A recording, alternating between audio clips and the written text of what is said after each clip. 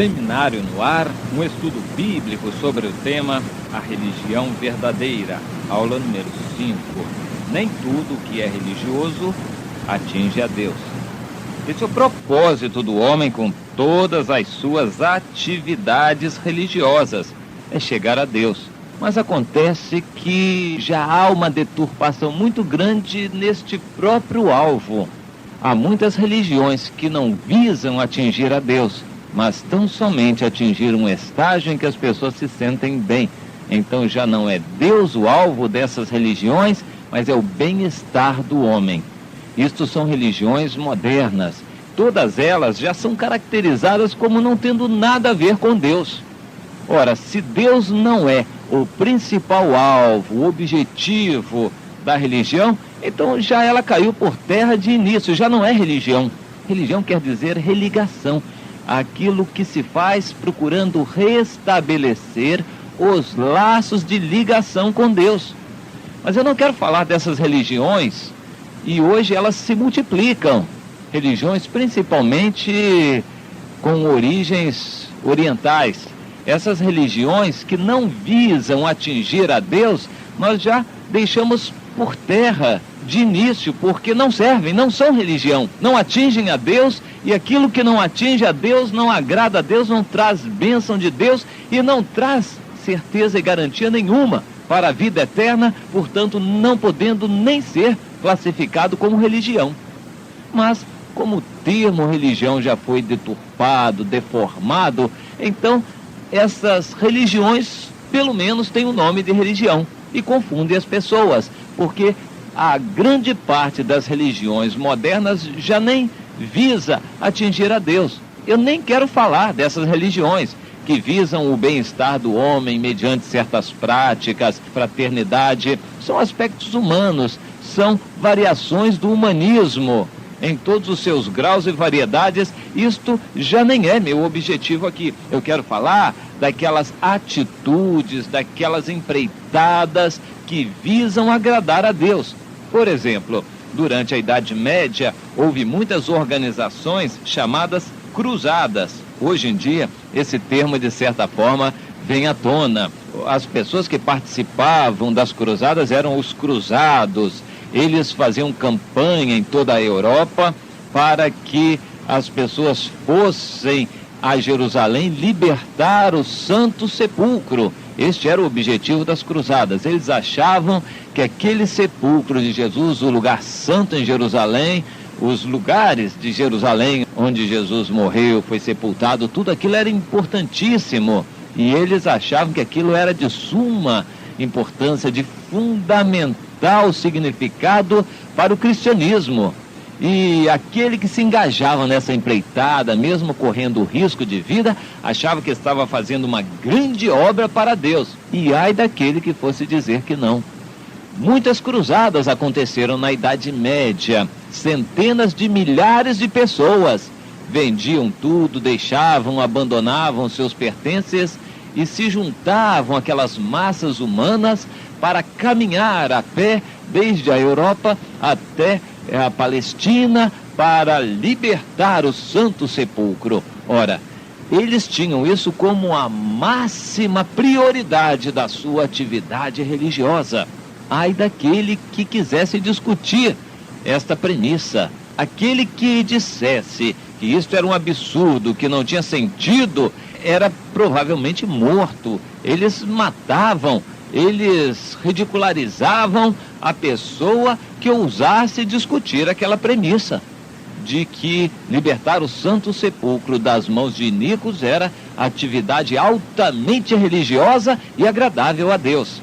Como você pode perceber pela história, esta palavra que para nós é uma loucura, isso é uma imbecilidade, é uma demonstração de infantilidade, irracionalidade naquela época, pelas circunstâncias, mediante a pregação que havia, de acordo com as práticas e atos religiosos vigentes. Aquilo era altamente significativo. Aquela pregação de juntar um monte de gente para passar anos e anos e anos viajando para a Palestina para libertar o Santo Sepulcro, isto tornava-se muito importante, tendo em vista o contexto religioso daquele tempo, para você ter uma ideia.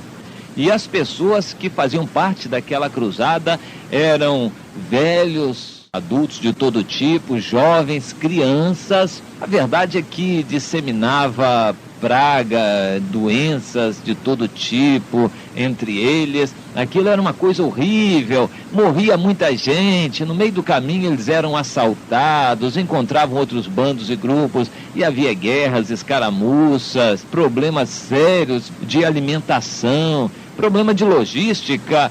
Quem organizava uma cruzada daquela não pensava bem no que eles iriam comer durante todo o percurso, as dificuldades que iriam enfrentar. Criam que Deus ia dar a bênção. Alguns criam em milagres, que Deus faria milagres, Deus estaria altamente satisfeito com aquela atitude e Deus faria milagres. O Novo Testamento já havia sido escrito naquela época. Por que as pessoas não liam a Bíblia? Porque as pessoas não entendiam o que estava escrito na Bíblia.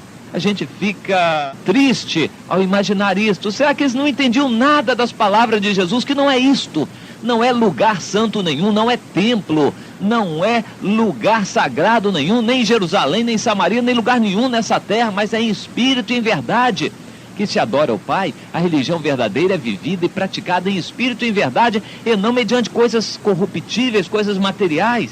Eu quero ler para você um feito semelhante ao das cruzadas que está registrado na Bíblia, em Juízes, no capítulo 17. Havia um homem na região montanhosa de Efraim, cujo nome era Mica, o qual disse à sua mãe: os 1.100 ciclos de prata que te foram tirados, por cuja causa deitavas maldições, e de que também me falaste, eis que esse dinheiro está comigo, eu o tomei. Então lhe disse a mãe: bendito do Senhor seja meu filho. Por quê? Porque ele confessou, porque ele devolveu.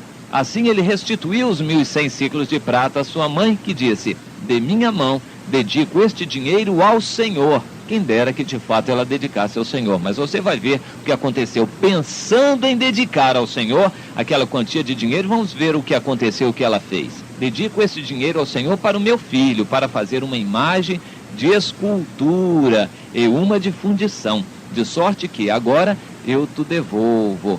Então vejam ali a confusão, a compreensão era tão ridícula a respeito de Deus, tão limitada. Eles não conheciam nada de Deus, achando que estavam agradando a Deus, estavam na realidade deixando o coração de Deus irado com eles, porque estavam fazendo imagens para adorar aquelas imagens. Quanta gente está nas várias religiões fazendo a mesma coisa, defendendo doutrinas absurdas, gastando o seu tempo para construir tijolo, com tijolo, paredes, obras de material, dedicando a sua vida toda para coisas materiais, quando não está considerando o alto, elevado grau de significado espiritual daquilo que deveriam fazer. Mas a história não terminou por aí. Para você ter uma ideia, essa história complicou, essa concepção errada de religião complicou muito a vida daquela gente, de muita gente mais, por anos e anos a fio depois daquele episódio. Porém, ele restituiu o dinheiro à sua mãe, que tomou 200 ciclos. O rapaz procurou ser honesto, restituiu o dinheiro à sua mãe. Ela, desse dinheiro, tomou 200 ciclos de prata e os deu ao ourives, o qual fez deles uma imagem de escultura e uma de fundição. E a imagem estava em casa de Mica, que era esse rapaz. E assim este homem, Mica, veio a ter uma casa de deuses. Não ficou só nas imagens, ele fez uma casa, um templo. Então veja, um dinheiro roubado, devolvido, uma má concepção do que estaria agradando a Deus, vira uma oferta para construir ídolos. Os ídolos chamam um templo para eles ficarem dentro, e o resultado, lá estavam eles com uma casa de deuses, uma casa de imagens de escultura. Assim este homem veio a ter uma casa de deuses, fez uma estola sacerdotal, começou a inventar tudo da religião. Para ele aquilo era importantíssimo. Fez ídolos do lar, consagrou um de seus filhos para que fosse por sacerdote. Veja que a coisa não tem limite, vai desgalhando. A loucura humana vai desgalhando, pensando sempre que está fazendo a coisa certa.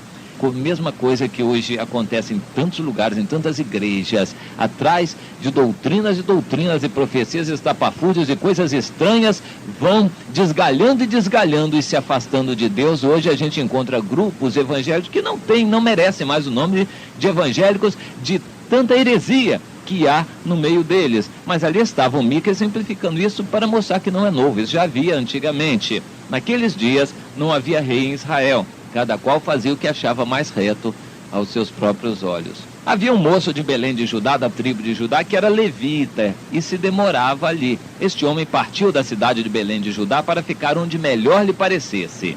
Sempre a mesma coisa, guiando-se pela sua cabeça, por aquilo que ele acha melhor. Não é o acho, eu penso.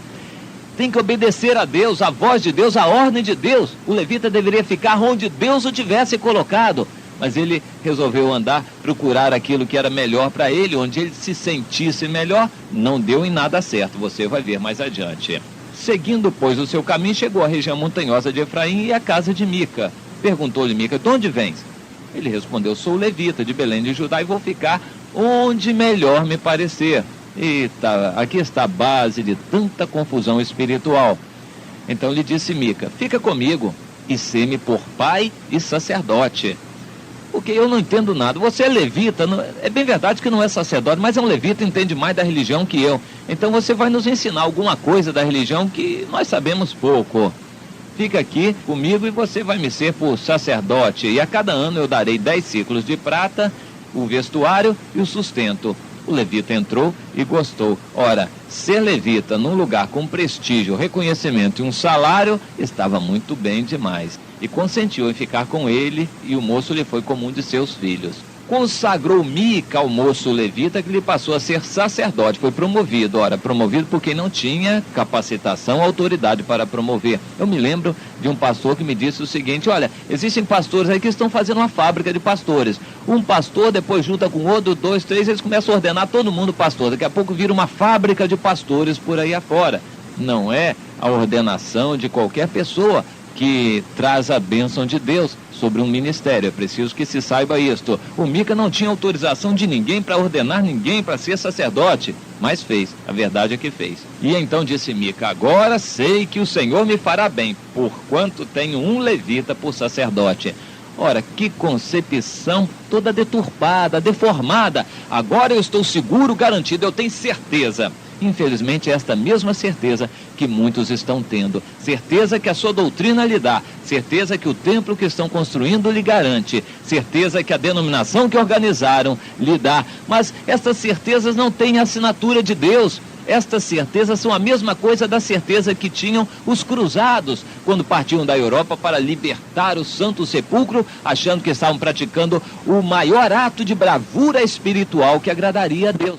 Nada a ver com religião verdadeira, nem nas cruzadas, nem na atitude de Mica e nem na atitude moderna de desgalhar tudo e de fazer o que bem entende, fazer uma fábrica de sacerdotes por aí fora, uma fábrica de atitudes religiosas, e vai se fazendo o que dá na cabeça. Isso não é religião verdadeira, isso não atinge a Deus, não tem assinatura de Deus. Mas a verdade é que aí está, e se multiplicando e atraindo muita gente. A verdade é esta: muita gente, como seguiu as cruzadas, está seguindo também agora esta multiplicidade de religiosidade que é vazia, que não atinge a Deus, porque não tem a confirmação, o selo do Espírito de Deus, e nem atende ao requisito mais primário, que é de obedecer à palavra de Deus. Será que você não está sendo contaminado por alguma coisa desse tipo? Pense bem, analise a sua vida. Religião verdadeira não é tudo o que diz ser religioso. Preste atenção, isso é de suma importância.